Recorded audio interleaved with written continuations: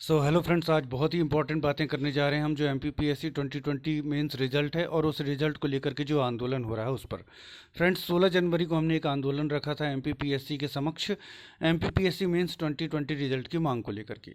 लेकिन कुछ लोगों ने उसके पहले ही एक आंदोलन कर दिया और उस आंदोलन में रिजल्ट लाने की नहीं, रिजल्ट रोकने की पुरजोर कोशिश की गई। ये वही लोग हैं जो 87-13% रिजल्ट पर पाबंदी लगा रहे हैं। ये वही लोग हैं जो रीमेंस का केस लगा रहे हैं। ये वही लोग हैं जो रिवाइज रिजल्ट की मांग करते रहते हैं। और सारे का सारा ये सब करने के बाद आज रिजल्ट की मांग लेने गए हैं, जिनने सारी की सारी रोक लगाई हुई है रिजल्ट पर। और कुछ बच्चे इनके झांसे में आ भी गए। मुझे कोई दिक्कत नहीं है, लेकिन इन्होंने रिजल्ट की मांग न लेकर के रिजल्ट को और बाधित कर दिया है। इन्होंने अब 100% पर रिजल्ट दिया जाए इसकी मांग रख दी है। एक बात बताइए, यदि 87-13% का रिजल्ट सही तरीके से आया, मैं ये नहीं कह रहा हूँ कि गलत तरीके से आए, सही तरीके से आए, तो उससे अच्छा उपाय इस समय कोई नहीं है। उसमें 27% भी कवर किया गया है, उसमें 14% भी कवर किया गया है। ऑनरेबल कोर्ट का जैसा निर्णय होगा उस अकॉर्डिंग रिजल्ट आ जाएगा। हाँ, ये है कि उसमें मेरिटोरियस इश्यूज़ नहीं होने चाहिए, उसमें प्रोविजनल लिस्ट का इश्यू नहीं होना चाहिए, उसमें अनरिजर्व कैटेगरी का कट ऑफ रिजर्व कैटेगरी से ऊपर नहीं होना चाहिए। एक फेयर रिजल्ट आए तो सबसे अच्छा उपाय इस समय वर्तमान परिस्थिति में 87-13%। तो इनको ये कहना चाहिए था कि फेयर रिजल्ट 87-13% पर ही रिजल्ट दीजिए, लेकिन फेयर रिजल्ट दीजिए, तो मांग सुनी जाती। क्योंकि 87-13% का नियम जीएडी बना चुका है और बने हुए नियम पर रिजल्ट देने की मांग की जाएगी तो मांग सुनी जाएगी, ना कि एक नई मांग रख दी जाए कि 100% पर रिजल्ट जारी करो। तो ये रिजल्ट की मांग नहीं की गई है, रिजल्ट को रोकने का एक फंडा अपना लिया गया है। अब ध्यान दीजिएगा, 87-13% जो है वो नियम बन चुका है, उसके तहत रिजल्ट की मांग की जाए तो रिजल्ट आएगा। हाँ, हमको ये मांग करनी चाहिए थी साथ में कि मेरिटोरियस इश्यूज उसमें नहीं होने चाहिए, प्रोविजनल लिस्ट का इश्यू नहीं होना चाहिए, और अनरिजर्व कैटेगरी का कट ऑफ जो है वो रिजर्व कैटेगरी के कट ऑफ से ऊपर नहीं होने चाहिए। एक फेयर साफ सुथरा रिजल्ट दिया जाए तो 87-13% से भी किसी को कोई आपत्ति नहीं है। और जो सबसे बड़ी बात है वो तो इसमें कवर ही नहीं की गई। इनको पता भी नहीं है कि रिजल्ट किस कारण से नहीं आ रहा 2020 मेंस का। एक रिट पिटीशन लगी हुई है Satyendra Singh Bhadauria versus state of MP, जिसमें इंटरिम ऑर्डर है कि 14% पर रिजल्ट दिया जाए। अब देखिए कितनी विसंगति है यहाँ पर। 2019 में भी रिट पिटीशन लगी हुई थी ओबीसी रिजर्वेशन केस को लेकर के। उसमें 7 अप्रैल को ऑनरेबल हाईकोर्ट ने जो है इंटरिम ऑर्डर दिया था 14% पर रिजल्ट दें, लेकिन सरकार नहीं मानी। सरकार ने रिजल्ट नहीं दिया, मामला आगे खिंचता गया। बाद में ऑनरेबल कोर्ट ने जो है उसमें एक दिशा निर्देश दिया कि ठीक है, आप 27% पर रिजल्ट जारी कीजिए, लेकिन आपकी अंतिम चयन सूची हमारे जो फाइनल जजमेंट है उसके विपरीत नहीं होनी चाहिए। जब ये दिशा निर्देश आया तो जीएडी ने फिर 87-13% का फॉर्मूला बनाया और रिजल्ट दिए। मतलब दिशा निर्देश 27% पर जारी करने के रिजल्ट ऑनरेबल हाई कोर्ट द्वारा ही दिए जा चुके हैं 5901/2019 की रिट में। लेकिन यहाँ 2020 की जो रिट लगी हुई है उसमें आज भी इंटरिम ऑर्डर कायम है कि 14% पर रिजल्ट दिया जाए। एक ही परीक्षा प्रणाली और दो विसंगत, दो आपस में परस्पर विरोधी दिशा निर्देश। तो सारी की सारी दिक्कत ये है कि 2020 में जो सत्येंद्र सिंह भदौरिया वाली रिट लगी हुई है उसमें वो 2019 का रेफरेंस जो है वो प्रस्तुत नहीं किया जा रहा है पुरजोर तरीके से। जिस दिन वो 2019 वाला रेफरेंस पुरजोर तरीके से 2020 की रेट में भी रख दिया जाएगा, उस दिन आपको आपका रिजल्ट मिल जाएगा। तो हमको ये मांग उठानी चाहिए थी जाकर के कि क्यों 2019 का रेफरेंस जो है वो एडवोकेट्स 2020 की रेट में पुरजोर तरीके से नहीं रख रहे हैं, और क्यों एक ही परीक्षा प्रणाली पर दो विपरीत परस्पर विरोधी नियम लागू किए जा रहे हैं। 2019 के नियम की तरह ही 2020 का भी जो है रिजल्ट वो जारी किया जाए। जब हम ऐसी मांग रखते तो आयोग के पास कोई जवाब नहीं होता और आयोग को वहां पर प्रयास करने ही पड़ते। किसके लिए?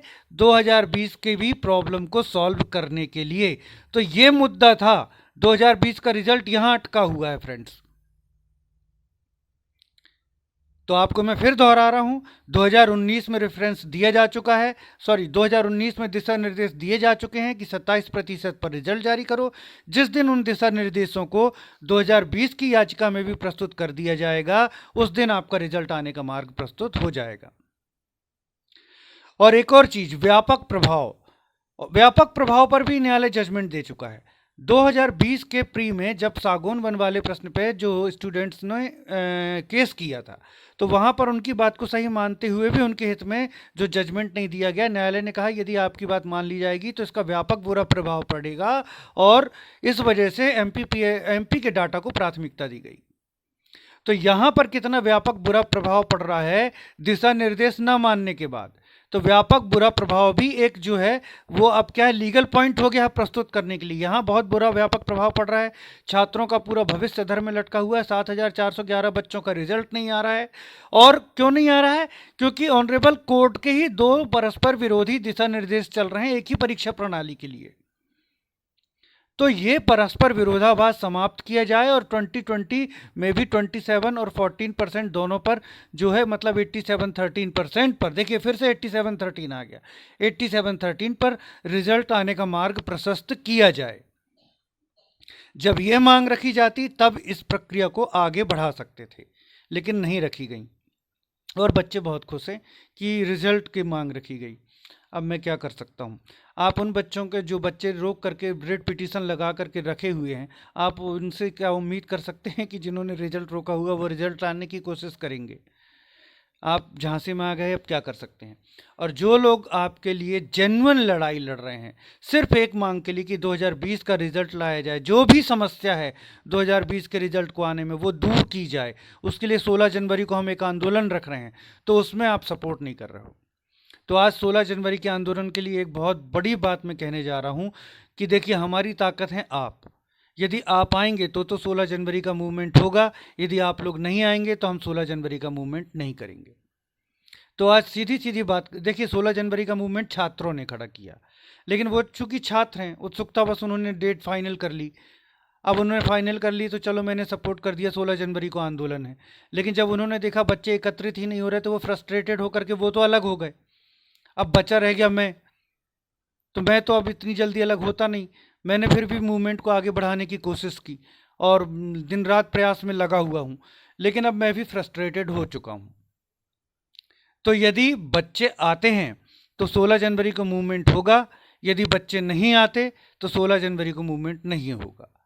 तो यदि आपके पास एक दिन जहमत उठाने की ताकत है, इंदौर में ही आप 5 साल से, 4 साल से, 3 साल से, 2 साल से रह रहे हैं, अपने माता पिता का ढेरों पैसा बर्बाद कर रहे हैं, बर्बाद क्या कर रहे हैं मतलब लगा रहे हैं, सॉरी बर्बाद कहना नहीं कहते उसे, लेकिन आखिर आपके माता पिता का पैसा लग तो रहा है, सालों से पैसा लग रहा है। और अगर आप एक दिन एमपीपीएससी के समक्ष नहीं आ सकते हैं और जहमत नहीं उठा सकते हैं, और जो लोग आपको इसके लिए इंस्पायर कर रहे हैं आप उनका साथ देने की जगह उनकी हंसी उड़ाना चाहते हैं, तो फिर ऐसे आंदोलन का कोई मतलब नहीं निकलता है साथियों। फिर ऐसे आंदोलन को स्थगित कर देना ही उचित है। तो यदि आज आपके 50 कमेंट्स मुझे मिल जाते हैं, आपको आज कमेंट में ढेरों बातें नहीं लिखनी है, आपको कमेंट में सिर्फ यस या फिर नो लिखना है। यदि आप आने के लिए आंदोलन में 16 जनवरी को आंदोलन में आने के लिए तत्पर हैं तो यस लिखिए, यदि नहीं आना चाहते तो आप साफ साफ नो लिखिए। भटकाइए मत, क्योंकि आप मुझे नहीं भटकाएंगे, रिजल्ट आपका भी फंसा, आप स्वयं को धोखा देंगे, स्वयं को भटकाएंगे। तो यदि आप आना चाहते हैं तो यस का कमेंट करिए, यदि नहीं आना चाहते तो स्पष्ट रूप से नो कमेंट कर दीजिए। मेरा आपसे प्रॉमिस है, मैं 2016 का जो मूवमेंट है अपनी तरफ से कैंसिल कर दूंगा। उसके बावजूद अगर कुछ बच्चे जाना चाहते हैं तो मैं उनको नहीं रोकूंगा, वो जाएं और आंदोलन करें, लेकिन मैं इस आंदोलन से हट जाऊंगा।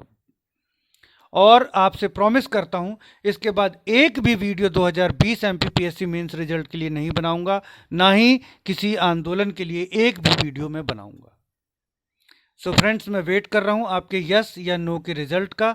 और पहली बात तो यह कि आप इसको थोड़ा सा वीडियो को देखने की जहमत उठा लें तो बहुत बड़ी बात है ना, क्योंकि जो इतने इंपॉर्टेंट वीडियो बन रहे हैं उसमें व्यूज़ कम आते हैं, क्या सरोकार है। तो ठीक है फ्रेंड्स, आपके कमेंट्स तय करेंगे 16 जनवरी का आंदोलन होने जा रहा है या नहीं जा रहा है। यदि आप यस का कमेंट करते हैं और मुझे एक पर्याप्त संख्या में 50 यस के कमेंट मिल जाते हैं तो 16 जनवरी का आंदोलन होगा, अन्यथा सब अपने अपने में मस्त रहिए। Okay friends, thanks for watching.